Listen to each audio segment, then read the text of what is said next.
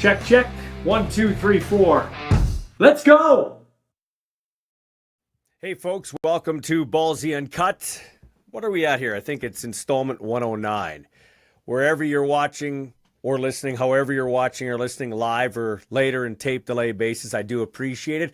Also appreciate all our great sponsors like Ward Tirecraft, 101 Dudney Avenue. Go check out Michael Barth and the gang there in Regina. They have a location in Saskatoon. But go in and see Michael Barth, get your tires, mechanical needs, and get 10% off when you say Ballsy sent you.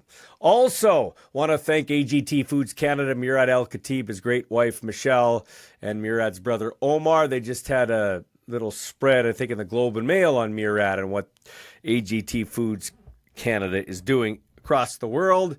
And thanks to them for getting back on board with everything going on in their community, especially as it relates to football. Hey, we're talking about supporting Canadian, buying local, and all that type of stuff. If you're going to do that, you want to do it in the liquor game. I know a lot of American liquor being taken off the shelf. That's good. More room for District Brewing and their Super Squeeze Seltzer, Mango Lime, Passion Fruit Lime. Thanks to them for getting on board. They've got all their great beers as well. So check out District Brewing on 8th Avenue and all their product in participating Saskatchewan liquor stores. Window cleaning time with spring right around the corner if this damn snow would ever leave. And you can check out the boys next door window cleaning, Nathan and Landon. And yeah, they do a great job. So boys next door window cleaning at Gerhard Studios, Nicole and Dean Gerhard. Nicole just had a birthday. Happy birthday to Nicole. And thanks to them for helping me out with my website, ballsyuncut.ca. And all the social media. If you'd like Our Balls Are Bigger shirt, like our friend Larry just picked up the other day, you could do so by DMing me. I'll get your information, send the shirts out. I just sent out some shirts yesterday. Some more will be being sent out today. $25 a shirt. The money going to Glenn Love's foundation. It's the Love Life ALS Foundation, former rider, Stampeder, Alouette linebacker, just to name 3 of the 5 teams he played for. Won a Grey Cup with the Stamps in 2014. He has ALS. We had him on the podcast a while ago, and I just thought it'd be a nice little gesture on our part because we are mainly a football podcast that supports the 3-down game. All sports, as you'll hear in a second with my SJHL shirt on. But I just thought it'd be a great gesture if we help support him. So thanks to everybody who's purchased the shirt so far, including one of the guys who's always backed me as a friend in this podcast, and John Ryan. He purchased $500 worth of shirts, which I'm randomly handing out here and there as a goodwill gesture on behalf of John Ryan. I'll have more to talk about as it relates to the CFL Combine as we go along here. We had my son on the last installment, and we're going to have Jackson Tuchinski, who is a quarterback with the Bisons, but played receiver and long snapper in the next installment. Also going to hear from Leighton Krupe, whose dad, Kelly, was a coach out in Balgoni for basketball, suffered that tragic accident playing an adult game and ended up passing away, paralyzed, crashing into the wall. We'll talk to him about that and how he's going to honor his dad going forward, playing the game of football, and also off the football field as well. That'll be in our next installment. Today we're going to hear from Caleb Joseph as it's opening day in Major League Baseball. Joseph played for the Orioles and Jays, and that happens to be who the Jays are opening up against here this weekend at home. So we'll talk to him. He's with Rogers Sportsnet. You'll see him on TV later today, but he joins us now on a regular basis. TAKIN CUTS segment you can sponsor if you'd like as we talk Major League Baseball. Also, we're going to hear from Geroy Simon in the Where Are They Now feature. Geroy now, basically the associate AD at his old alma mater with the University of Maryland, Terrapin. So we'll talk to the Superman, Geroy Simon, joining us on the show. Hey, I'm wearing this SJHL shirt. We had lots of great SJHL hockey last night. Weyburn is up 3-1 now on the Battlefords as they came up with an overtime victory of 3-2 in the Battleford. So 2 road victories for Cody Mapes' team. What else do we got here? It was Yorkton beating Melville. That's That's like a Regina Pats Moose Jaw Warriors city if you want series, if you want to draw the comparison to the Western Hockey League. Yorkton, after losing 5-2, comes up with a solid 2-1 victory on the road. So they're up 3-1. Just give me a second. I'm going to take a sip of water here. A lot of talking. Also, Humboldt 4-3 over the Flin Flon Bombers. Humboldt won in double overtime the game before. Their goalie made like 62 saves. They win again 4-3 in just one overtime. So that series now tied at 2 apiece with the Flin Flon Bombers. And Kindersley stays alive with a 3-2 overtime victory over Melfort. We had the commissioner, Kyle McIntyre, on the program the last installment, so you could check that out. Check out all the shows in replay form at X, Facebook, YouTube, on at Ballsy Uncut. We have some on Spotify. If I do it live, then I can put it on Spotify. If I tape it and run it in a tape delay basis, as this one is today, then it can't be on Spotify. You'll have to get it on X, YouTube, and Facebook. The easiest way is to subscribe to YouTube, Ballsy Uncut, and you'll never miss an episode. A lot I do live, but a lot I have to tape and then put together just so I could take you behind the scenes here, because I'm trying to fund this thing and keep it going myself with sponsorship, but I also, till it's self-sufficient, need to work, which I'm doing at the car lot with Crestview Chrysler. So, and Crestview has come on board. They are going to help me with a cool football segment that we are doing starting during the football season as it ties into the Saskatchewan Roughriders. So keep that in mind, and maybe another CFL team as well. All right. So without further ado, let us get to some football talk and some baseball talk. Oh, by the way, nice and negless ad by the Rough Riders. Trey Lance, the former, Cowboy and 49er quarterback who's a free agent right now, has had some injury problems and hasn't really lived up to his draft status, although it was kind of a interesting pick when the 49ers took him that high back in the day, because he didn't have that many starts at North Dakota State University as their quarterback with the Bison. But anyway, Lance is on the Riders' neg list, so if he ever does come north of the border, Riders get first crack. His dad, Carlton, played defensive back for Saskatchewan back in the 90s, late 90s.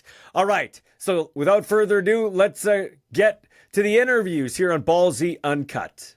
Thanks for checking it out.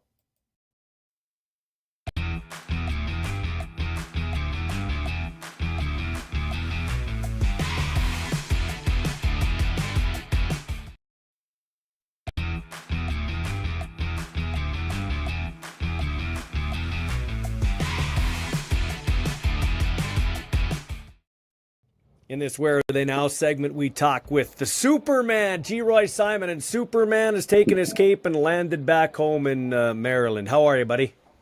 I'm good. How's it going? Good, man. You got a smile on your face, which is good to see. All's well that ends well. I know you try to catch on as a general manager and an executive in the CFL, and that's not to say that that's dead or pro football's dead, but the journey takes a different path to Maryland. Talk about that.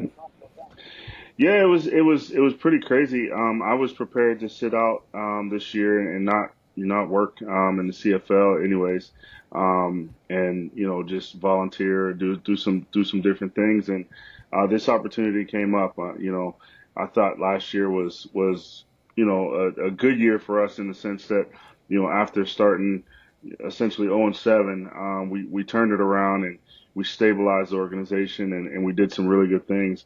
But the organization decided to go in a different direction, and then it didn't catch on with a couple other opportunities. But honestly, it was a blessing in disguise. It was an opportunity for me to come back to the U.S., something that I really wanted to do. But not only that, I got the opportunity to come back to a place that I call home, essentially my second home, at the University of Maryland, and I couldn't be happier. So, when you came back, did you have a deja vu moment? Like, was there something like, what was that like?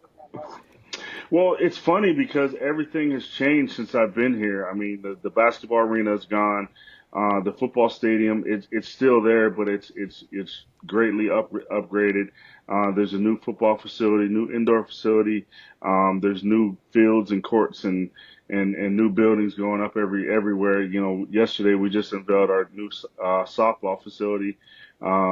So everything is totally different, but I still get the same feel here. I still get the same feelings walking on campus, whether it's in the morning or whether it's, you know, leaving either Xfinity Center or the Jones Hill House, the football facility.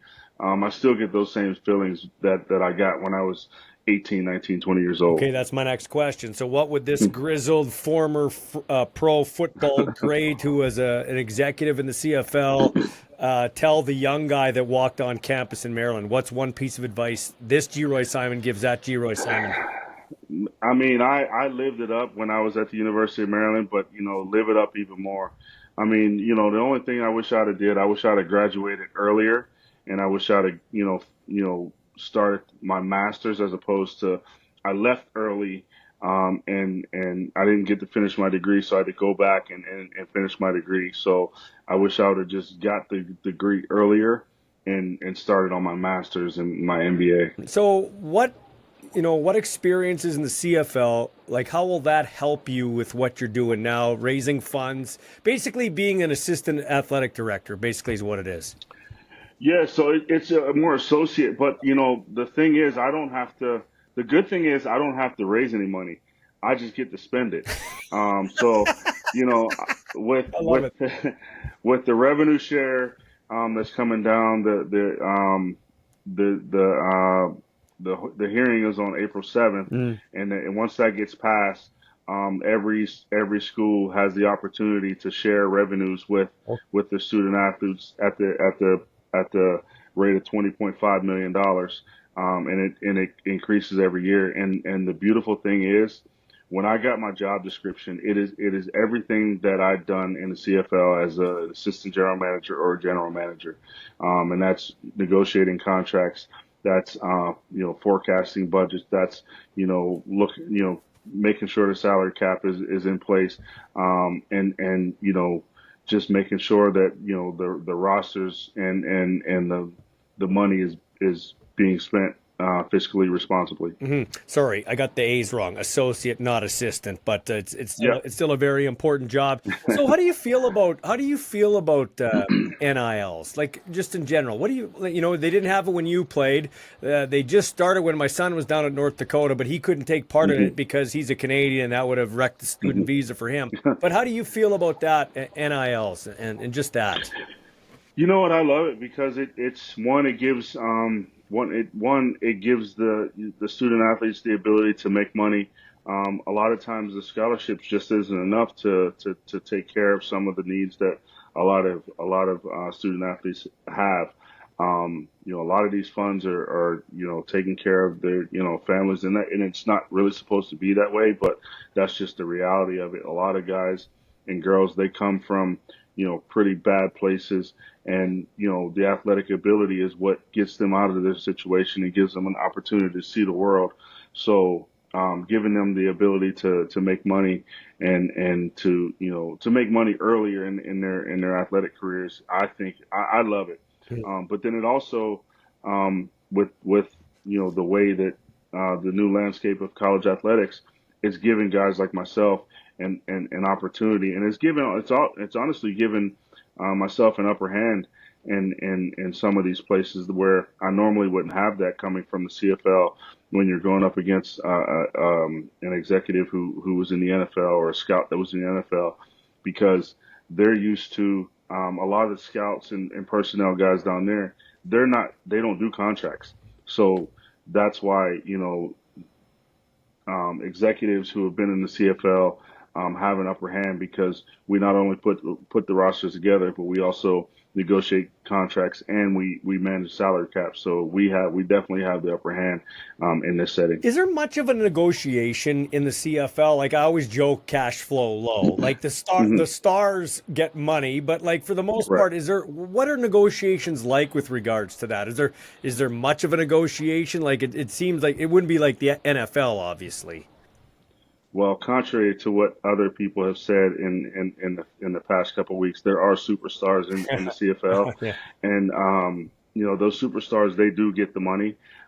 If you're a young player coming into the league, um, you probably won't have much negotiating power, but as you play, as you get enthralled in the game and have success, you do have some negotiating power. So, at the beginning, no, there isn't a lot of negotiation, but as you age and play and get more experience in the league, you have a lot more negotiating power. How did that comment play with you? Like Ed Hervey, I don't know him personally, so I don't want to comment him on it personally, but he played in the league. He probably considered himself a star player. He was definitely a name, like he made plays. I don't think he was on the Geroy Simon. You were a star, but how did that play with you when you heard that? Well, I kind of heard it. Obviously I wasn't involved in that, and don't know all the context of the comment. I just thought it was funny. I thought that sometimes you get in front of the microphone and you say things that you really don't mean, or you don't, and it comes off differently than you intended to. But it's just one of those situations that a comment was made, and maybe it was taken out of context. Maybe it was meant a different way than what it was said, and that's just kind of how Yeah. I think he truly believes that there's stars and there's Well, superstars I in the think league. he's being a GM. Like I think he's putting on the GM hat, like a Jeremy Exactly. O'Day or guys that play Hmm. like yourself. Like there when you're sitting across from a guy, you know he's a star, but it's a poker game. You can't tip your hand. So I think that's what he was trying to say, right?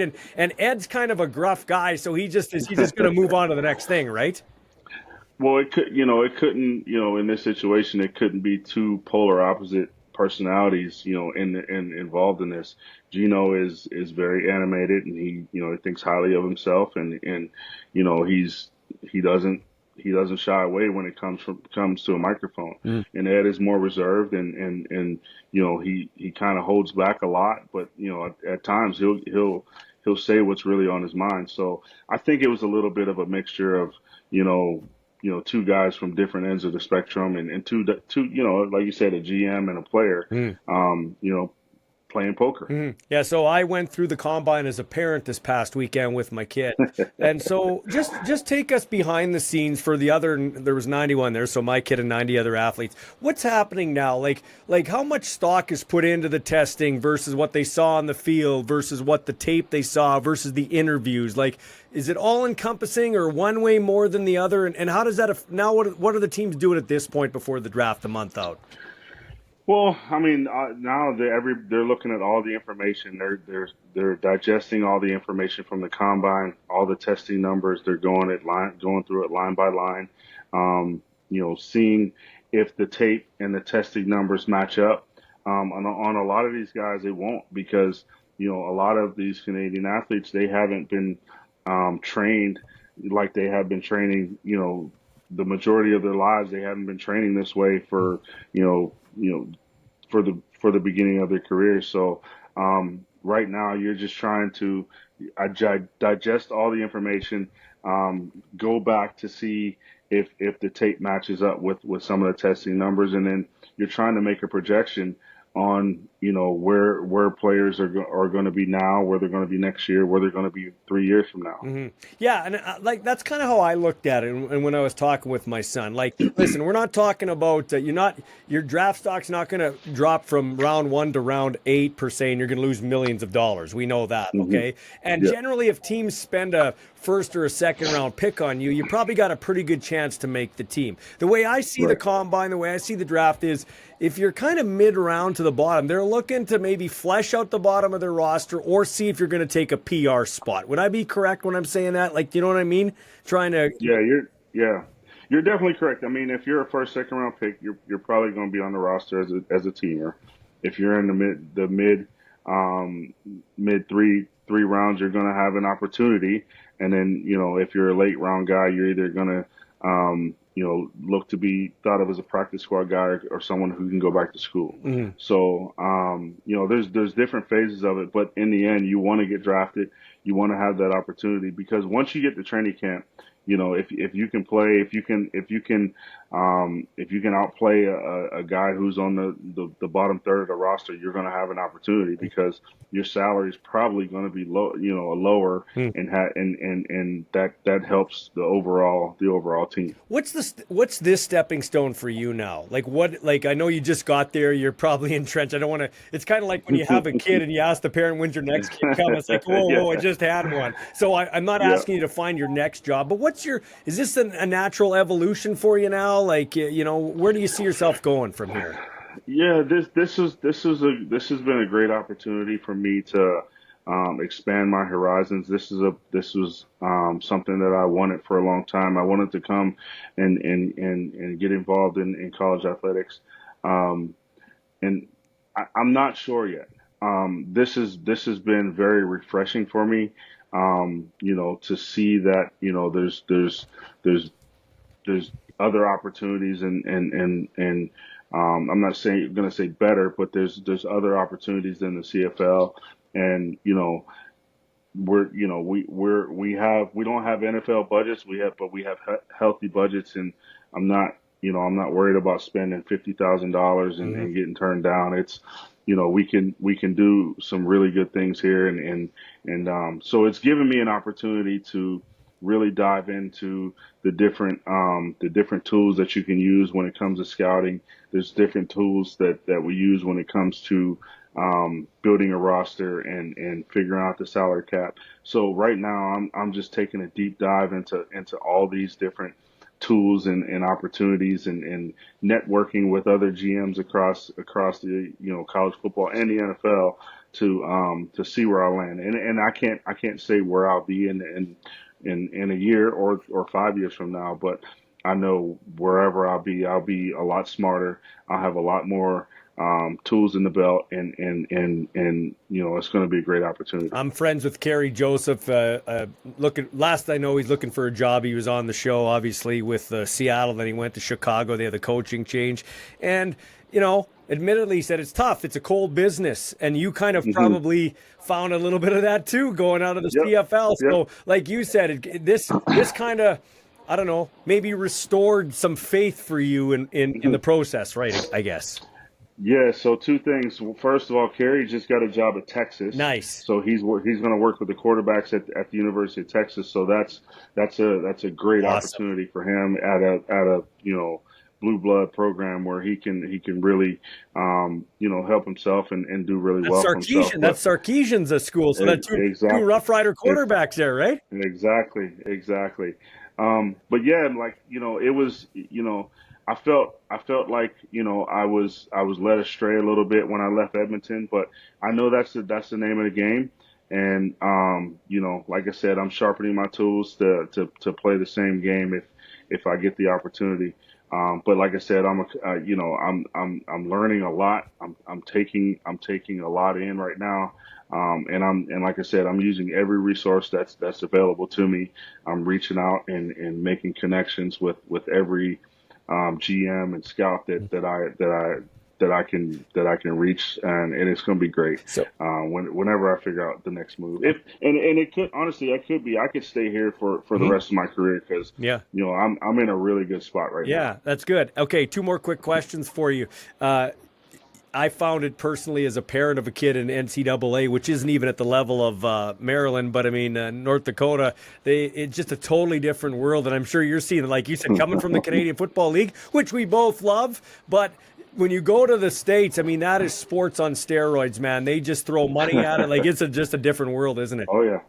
It's totally different. I mean, I got a little taste of it during COVID when we canceled our season, and I actually came here and helped volunteer. But now just seeing the way that no Spence is spared, we're really you have to spend money to compete, and a lot of times In the past, there's, we cut budgets and things like that. Not saying that it doesn't happen here, but in the end, you find solutions and you find ways to make things happen, to spend the money to make your chances better at winning championships. I just think overall the product, like I love the CFL game. I will say it's the best version of football on the planet. 57-3. You'd agree. You're shaking your head, and Yep. it made you partly who you are today. A big part of it. But I feel the CFL needs to spend more money on the product. Like they need to spend more money on the marketing, on the getting it. You know what I mean? Mhm. If you don't spend money, you don't make money in anything in life. Well, just like anywhere, you put money into your product, you put money into your players, and you showcase your players. In the end, no one's coming to stadiums to see the head coach. Yeah. No one's coming to see the GM. No one's coming to see the trainers. They're coming to see the players. So, you got to showcase your players and put them on the stage and let them drive businesses, drive your business and drive marketing. So, Yeah. that's just my 2 cents. And I'm not a marketing expert, but that's the way it's done everywhere else. Hey, you said blessing in disguise. COVID was kind of a blessing for you because you went back there, I guess, or maybe I'm speaking out of turn here, but you went back there and made some connections and maybe opened a door when, in the middle of a world catastrophe, so to speak. Yeah, it was great because it gave me an opportunity to come back here. I'd known Coach Loxley for 25 years, so it gave me a chance to get in the building and see how they operate. And even though I wasn't doing any personnel work down there, I worked closely with the coaches. I saw how they operate. I saw I helped game plan and worked on game day with them. So it definitely gave me an opportunity to get my feet wet and understand the dynamics of this place. And yes, it was a huge part in giving me an opportunity to come back at this point. Okay, lastly, and on a fun one, let's rewind all the way back to young Geroy Simon. Now in Maryland, do you have a favorite college memory when you played? Oh yeah, I mean, when there was a game we played against NC State, and it was a shootout game. I just, they scored a touchdown, kicked off, and we had put a reverse in for 4 or 5 weeks, and we finally decided we're going to run it. And I had like a 99-yard kickoff return on a reverse. The unfortunate part is we kicked off, and Elvis Whitted, a guy who ran in the Olympics for NC State, and he played in the NFL for a bunch of years. He's now a receiver coach. He ran a 95-yard kickoff back right after that. So that's a crazy memory that I'll never forget. Oh, man. You made so many memories up here, and I can't wait to see how you do down there and where it ends up. But I'm glad you landed on your feet, man. Good people. Good things happen to good people. Thanks, Geroy. I appreciate it, man. Thanks for having me.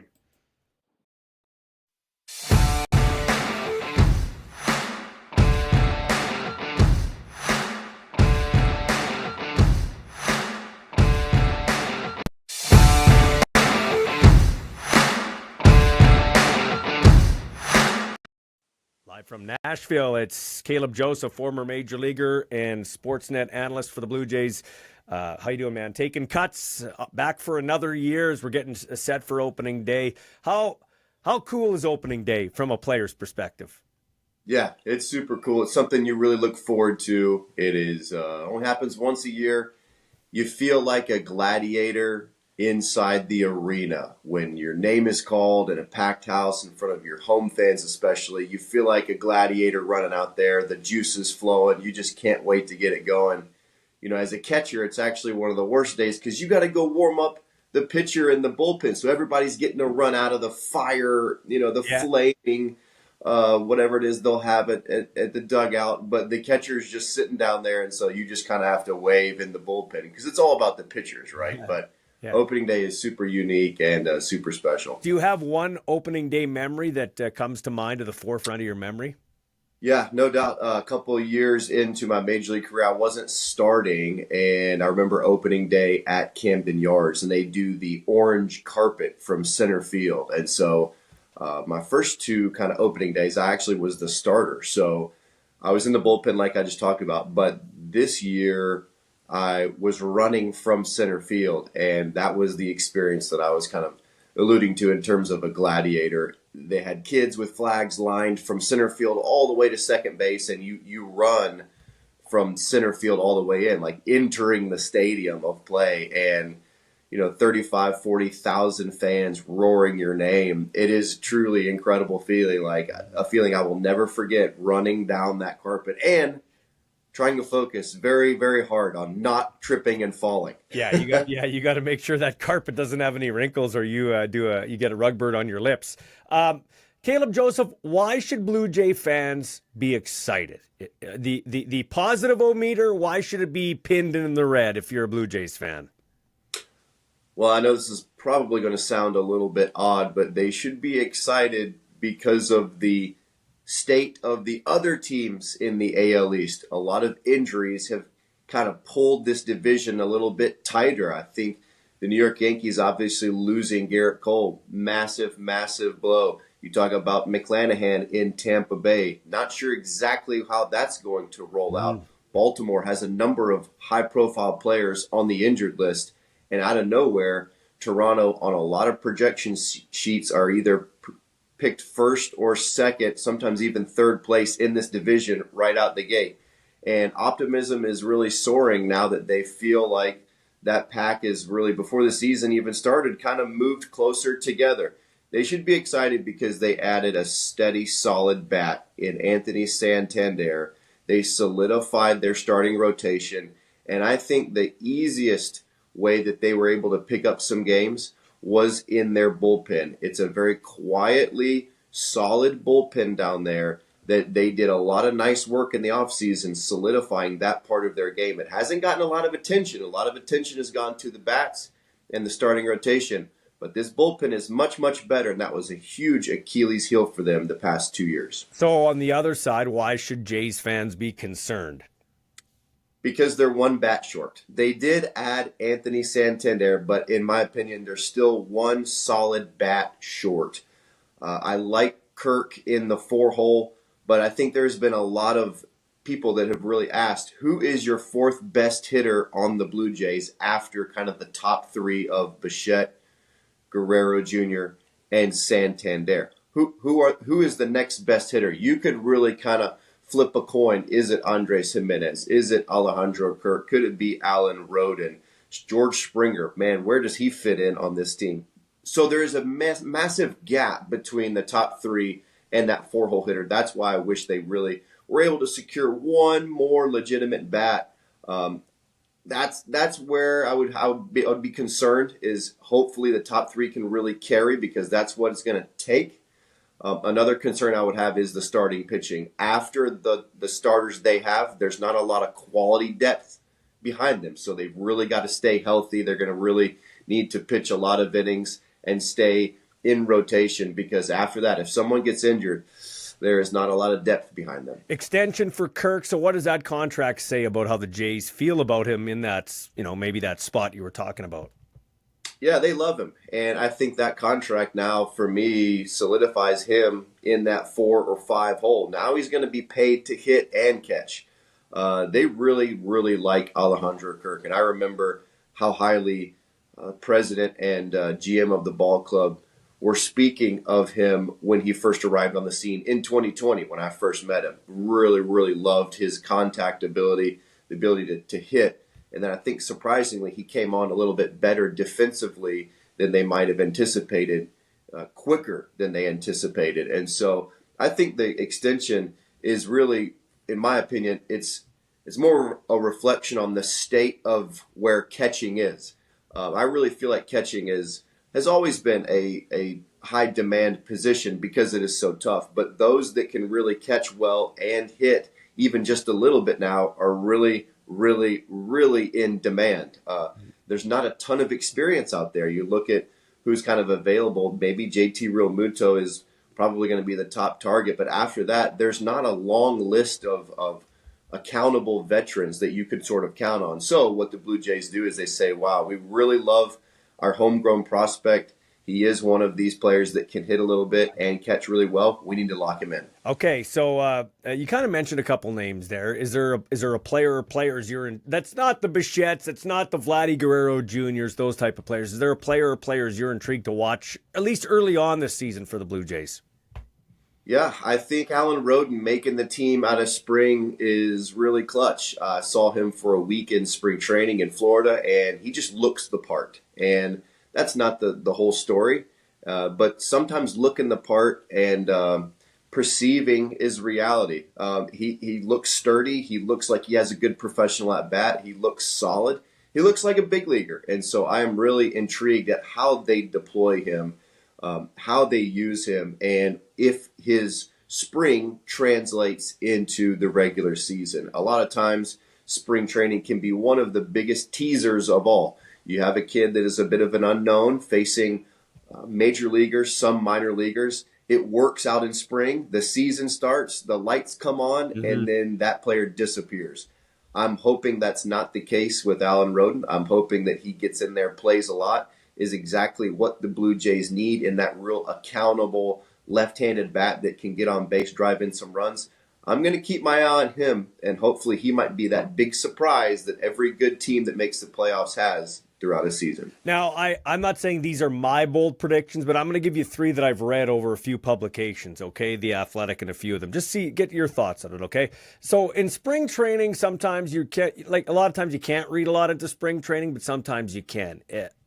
Nolan Arenado of the Cardinals looks like he's kind of finding his game again, and the prediction I saw, 30-plus home run season, and he gets back to his Hall of Fame track. How do you feel about that prediction?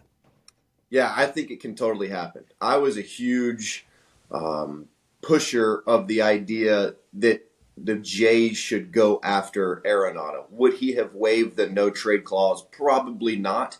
But I thought, and they might have, I thought he was the number one kind of bounce-back target. I still think there's a lot left in that tank, and there are a lot of guys that disagree with me. I have a text thread of a lot of different friends, and they're they're sending me the emoji with the fork, stuck in the meat, like he's done. Yeah. I don't think so. I think there's a lot left in his game, and it's not surprising that he's showing that in spring training this season. All right. Yeah, and how's a player we got the kids in the background. I love it. Hey, that's all right. I love it. How does a player react when he's on the trade block and then it falls through like Arenado? That's an interesting one, and he seemed to have be laser focused in spring training with regards to that.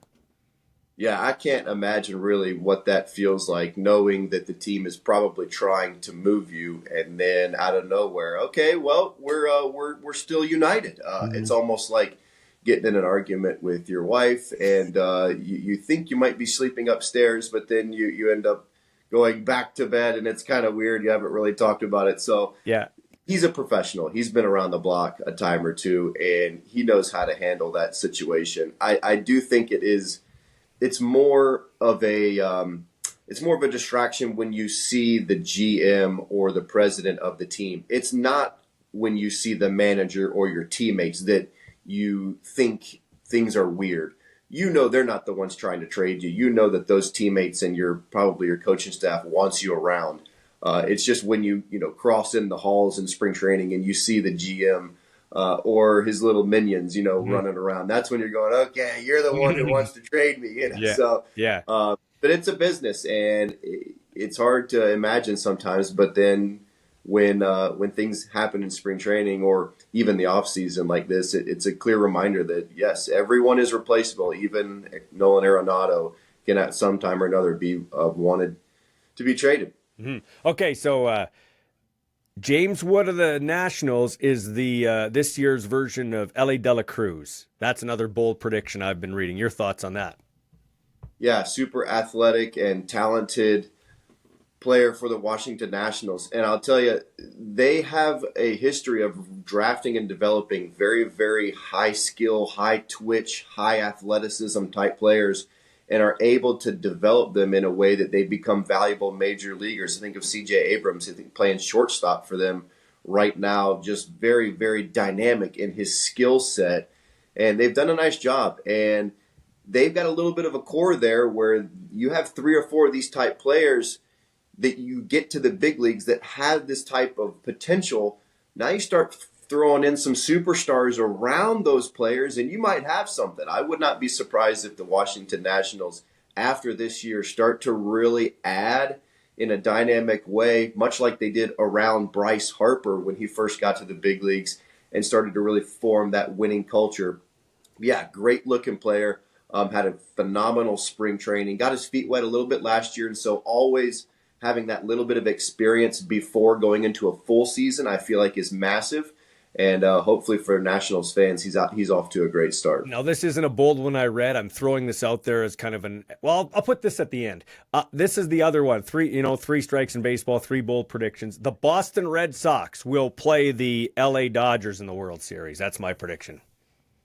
Ironically, you are not alone, and I think you know this. There are a lot of people that are very bullish on the Boston Red Sox, and I totally understand why. Obviously, signing Bregman was massive.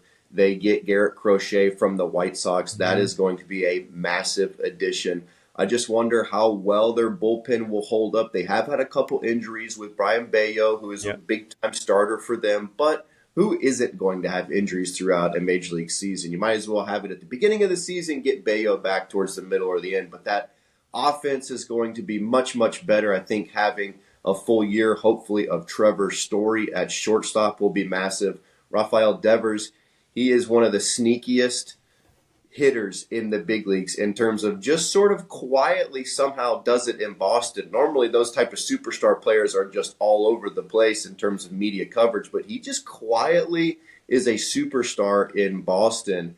I do think that they have a really, really legit chance to do something and go really, really deep. Obviously, they need to stay healthy, which every Major League team does. But, yeah, I would not be surprised one bit if the Red Sox were making a very deep late push into October. So that was one I sprinkled 20 on them at the start of the year. I'm not a degenerate gambler, but it makes baseball fun. It makes 162 game season fun. So I put a 20 spot on them, and I put 50 on the Royals to be over 85 wins. I like Kansas City this year, not to win anything, but they're going to be a nice team to watch. That is going to be a playoff team, I believe. Yeah, I don't see any reason why they can't repeat what they did last year. They have one of the most dynamic players in the big leagues in Bobby Witt Jr. at shortstop. I really, really enjoy watching him play the game. He is such a joy to watch in terms of his ability to play shortstop, but also do things dynamically with the bat. He can move a guy over. He can hit and run. He can put one in the seats. There's not a lot of guys with that complete type of tool set, and they pitch.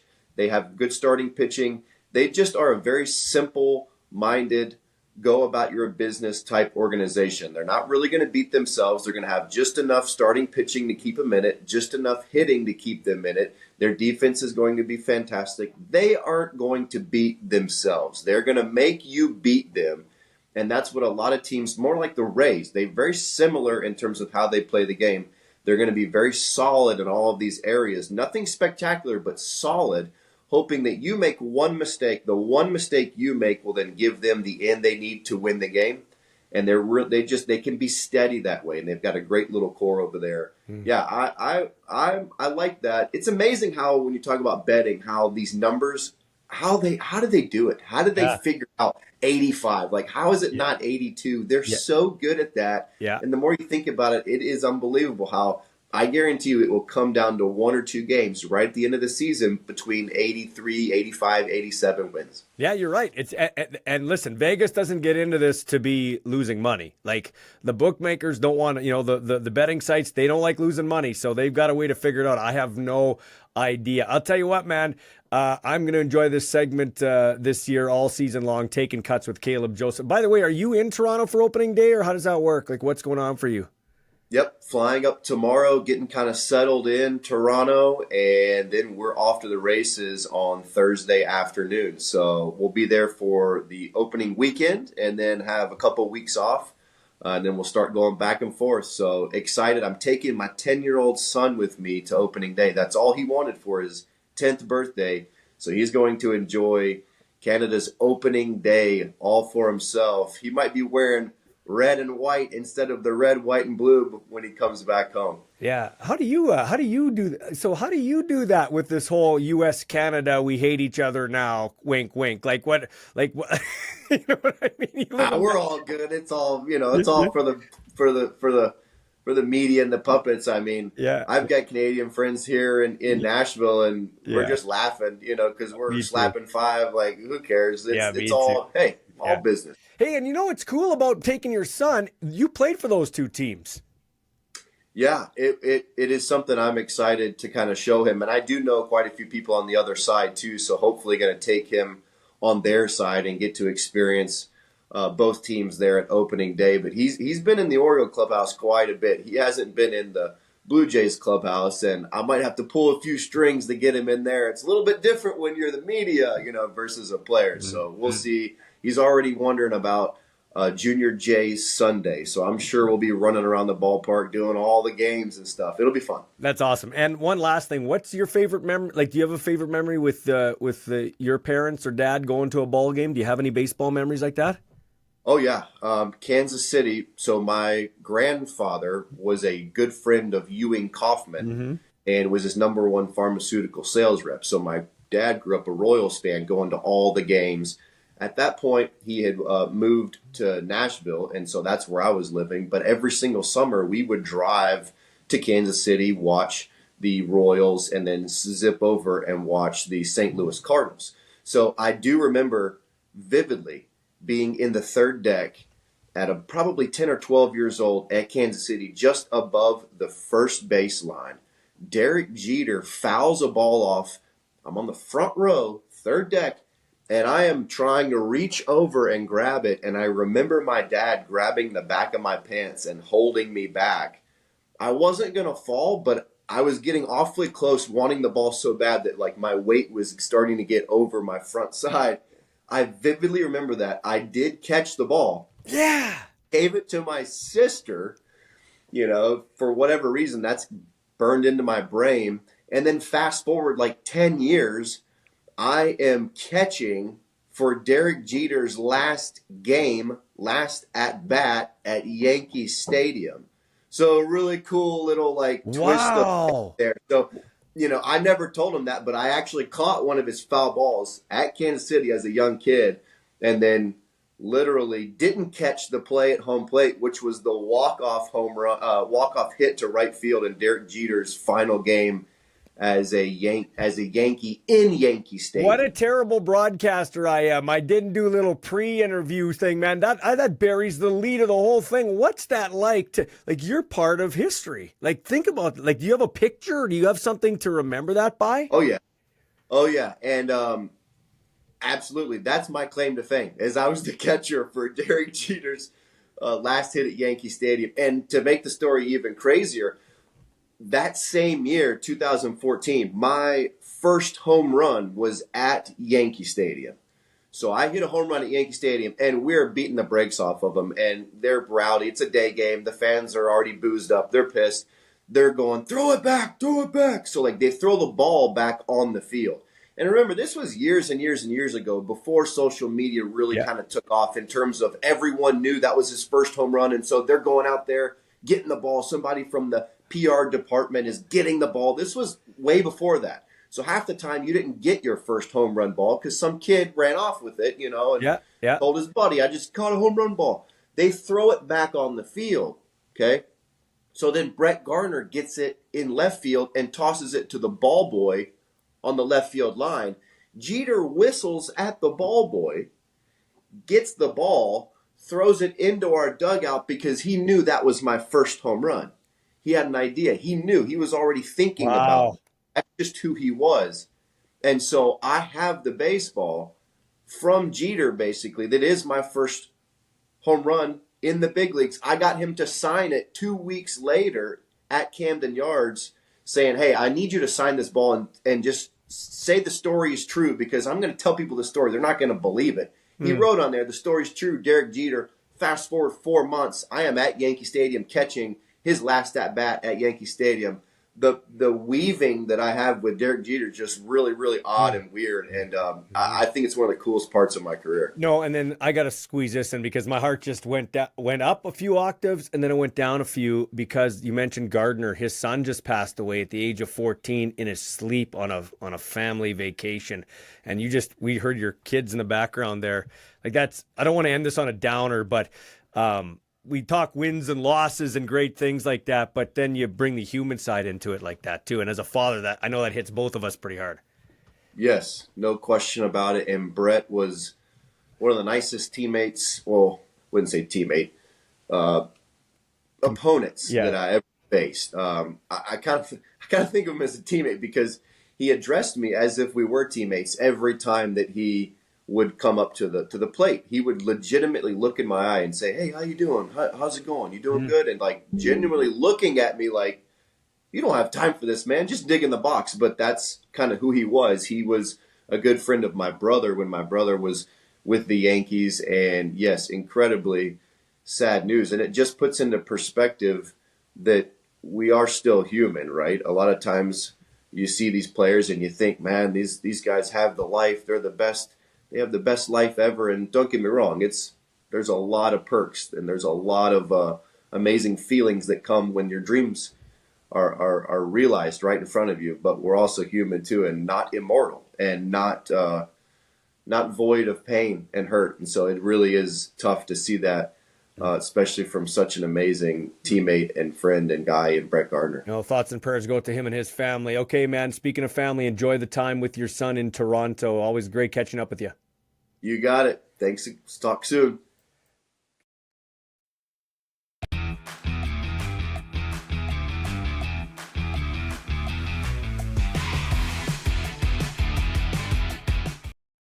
Well, let's wrap up this episode of Ballsy Uncut with a little spring cleaning talk. Now, we don't really have to do much spring cleaning in my house.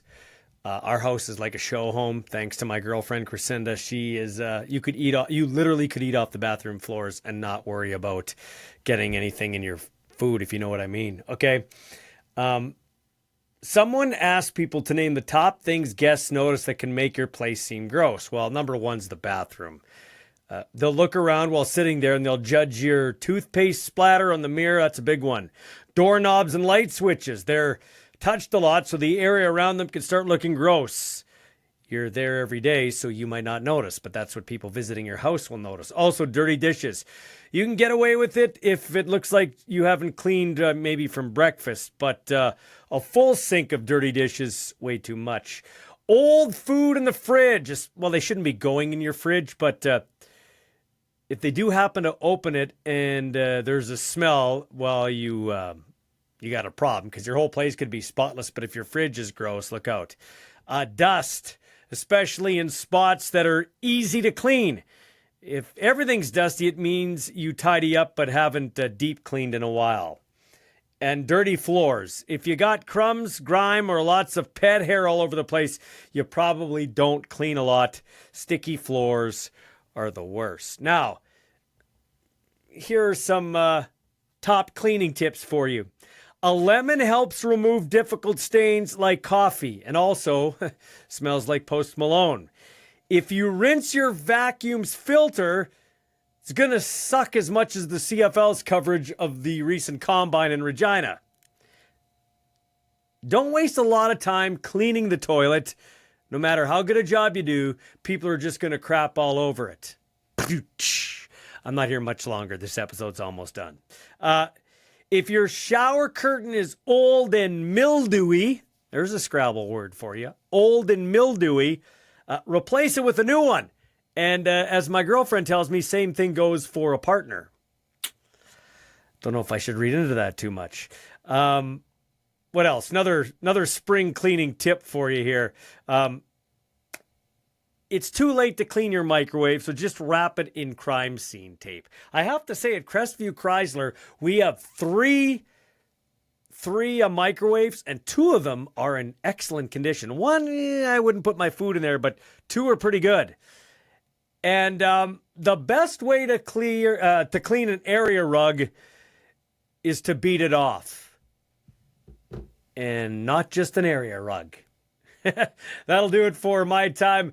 We'll talk to you next time when we air episode 110 of Ballsy Uncut.